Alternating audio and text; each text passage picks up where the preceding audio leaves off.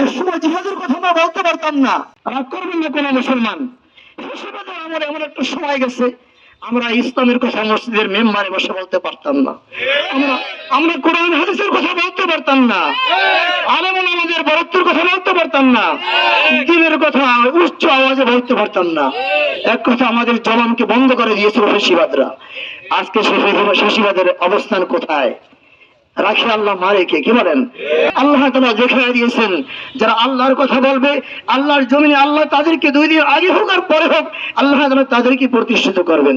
সুপ্রিয় তৌহিদি জনতা, বর্তমানে যে ফিলিস্তিনের যে গণহত্যা চলতেছে, আমাদের আজকে জীবনের আমরা দেখতে পাচ্ছি যে বিক্ষোভ মিছিল এবং আপনার প্রতিবাদ সমাবেশের থেকে আমরা এখান থেকে আমরা বলিষ্ঠ কণ্ঠস্বরে আমরা বলবো যে ফিলিস্তিনের গণহত্যা বন্ধ করতে হবে। কি বলেন? হত্যা বন্ধ করতে হবে। কি বলেন? আমাদের স্লোগান একটাই হবে যে ফিলিস্তিনের গণহত্যা, মুসলমানদের গণহত্যা বন্ধ করতে হবে, স্বাধীন ফিলিস্তিন রাষ্ট্র কায়েম করতে হবে।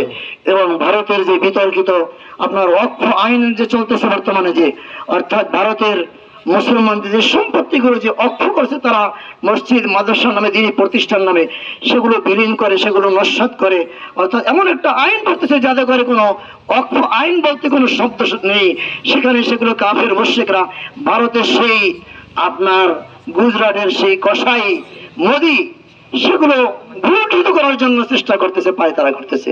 আমরা তার প্রতিবাদ করব।